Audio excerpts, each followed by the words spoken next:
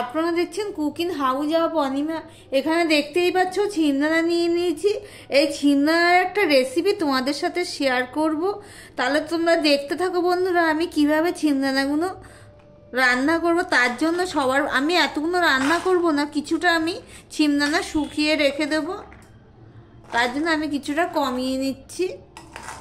দেখো বন্ধুরা, এই ছিন্দানাগুলো আমি রান্না করব, এতটুকু আমি নিয়ে নিয়েছি। সবার প্রথমে ছিন্দানাগুলোকে আমি খোসা ছাড়িয়ে নেব। দেখো বন্ধুরা, ঠিক এইভাবে চাপ দিয়ে খোসাটা আমি নিয়ে নিচ্ছি, খোসাটা ফেলে দেব। আর এই খোসার ভিতরে যে রয়েছে সেটা আমি নিয়ে নেব।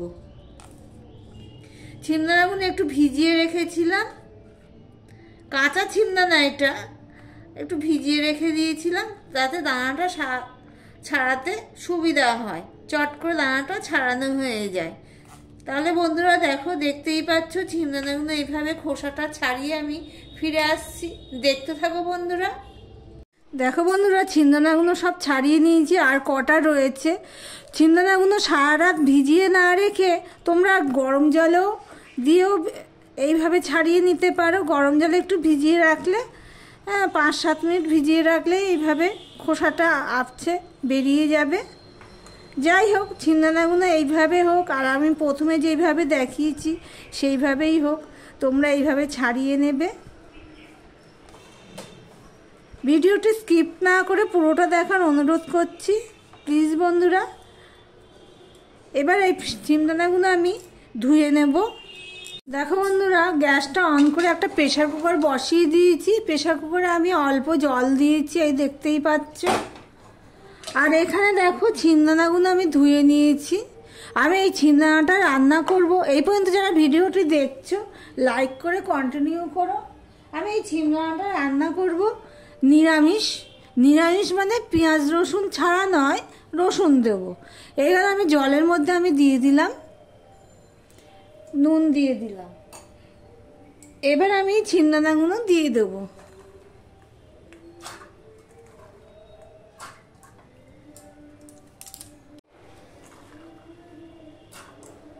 আর ছিন্দানাতে আমি কিছু সবজি অ্যাড করব, তোমরা দেখতে থাকো বন্ধুরা, লাইক দিয়ে কন্টিনিউ করো।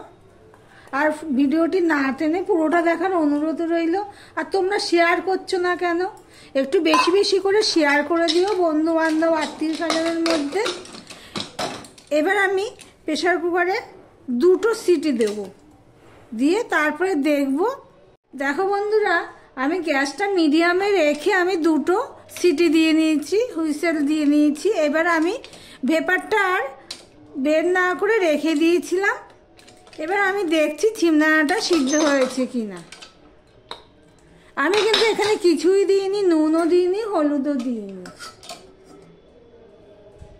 দেখো বন্ধুরা, ছিন্দানাটা পুরো সিদ্ধ হয়ে গেছে। আমার ভিডিওটি যদি ভালো লেগে থাকে লাইক কমেন্ট শেয়ার করে দিও। নতুন বন্ধুদের বলছি সাবস্ক্রাইব করে পাশে থেকো। এবার আমি এই বাটিতে এই ছিন্দানাটা তুলে নেব। দেখো বন্ধুরা, একটা কড়াই বসিয়ে দিয়েছি। কড়াইতে আমি দিয়ে দিচ্ছি সাদা তেল। তেলটা গরম হতে হতে আমি তোমাদের দেখাচ্ছি আমি কি কি নিয়ে নিয়েছি। আলু নিয়ে নিয়েছি একটা ছোট, শিম নিয়ে নিয়েছি কটা, আর বেগুন নিয়ে নিয়েছি। সবার প্রথমে আমি আলুগুলো ভেজে নেব। বন্ধুরা, আলুটা ভাজা হয়ে গেছে, ভাজার সাথে সাথে সিদ্ধও হয়ে গেছে। এই দেখো, কেননা আমি এটা ভাজার সাথে সাথে সিদ্ধ করে নিলাম, এমনভাবে ভাজলাম। এখানে আমার ডালটা সিদ্ধ হয়ে গেছে সেই জন্য। এবার আমি বেগুন আর শিমটাও ভেজে নেব।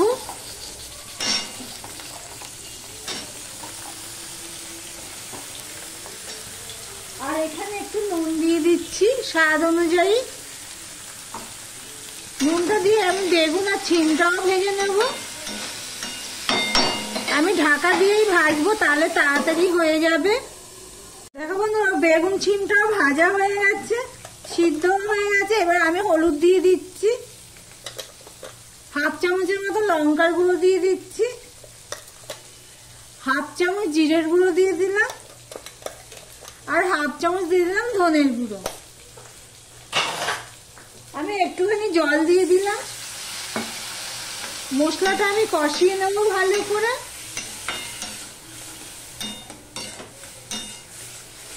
মশলা কষানো হয়ে গেছে। এর মধ্যে দেখো আমি একটা বড় সাইজের টমেটো আর 6-7টা কাঁচা লঙ্কা নিয়েছি, সেটাও আমি দিয়ে দিলাম। আর একটুখানি টমেটোটা নরম হওয়া পর্যন্ত আমি একটুখানি কষিয়ে নেবো বা রান্না করে নেব। বন্ধুরা টমেটোটাও নরম হয়ে গেছে, এবার আমি গ্যাসটা অফ করে দিয়ে দেবো। আর দিয়েছি, আর এখানে যে ছিন্নাটা সিদ্ধ করে রেখেছি ওর মধ্যে আমি এটা দিয়ে দিচ্ছি।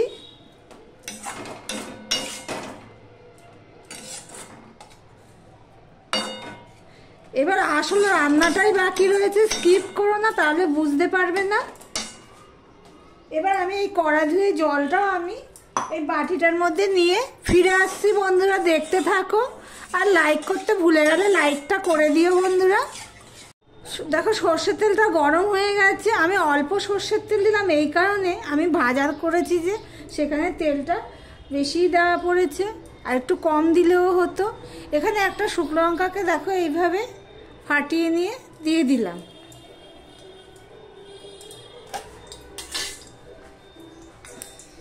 দেখো বন্ধুরা এবার আমি দিয়ে দেবো 5 ফোড়ন। 5 ফোড়নের মধ্যে না একটু হলুদ পড়ে গেছে, তাই জন্য একটু হলুদ লাগছে। আর 5 ফোড়নটা হতে থাকে, এখানে দেখো বেশ খানিকটা আমি রসুন নিয়ে নিয়েছি। 5 ফোড়নটা হয়ে গেছে, এবার আমি দিয়ে দিলাম রসুন। রসুনটাকেও আমি লাল লাল করে ভেজে নেব। তোমরা এই প্রসেসে এইভাবে করে খেয়ে দেখতে পারো। শিমদানা তো অনেক খেয়েছো, কিন্তু এইভাবে একবার খেয়ে দেখতে পারো। আমি যেইভাবে করলাম সেইভাবে শিমদানার ডাল করে খেয়ে দেখতে পারো। শিমদানা দিয়ে সবজি দিয়ে ডাল বলতে পারো, শিমদানার ডাল সবজি দিয়ে আর কি। রসুনটা আমি লাল হওয়ার পর্যন্ত অপেক্ষা করব। তাহলে ফোড়নে কি দিলাম? শুকনো লঙ্কা দিলাম, 5 ফোড়ন দিলাম আর রসুন দিলাম। দেখো রসুনটা লাল লাল হয়ে ভাজা হয়ে গেছে বা ফোড়ন হয়ে গেছে, যাই বলো না কেন। এবারে এর মধ্যে আমি সবজি ডাল সব আমি দিয়ে দিচ্ছি।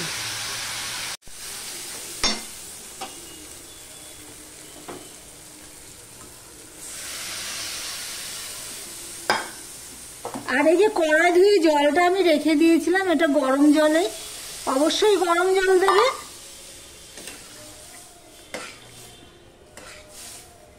এবার এর মধ্যে একটুখানি মিষ্টি দিয়ে দেবো। অবশ্যই মিষ্টিটা দিতে হবে, নাই গন্ধ করবে। আমি এখানে 2 চামচের মতো মিষ্টি দিয়ে দিয়েছি। এবার ফুটে ওঠা পর্যন্ত অপেক্ষা করব।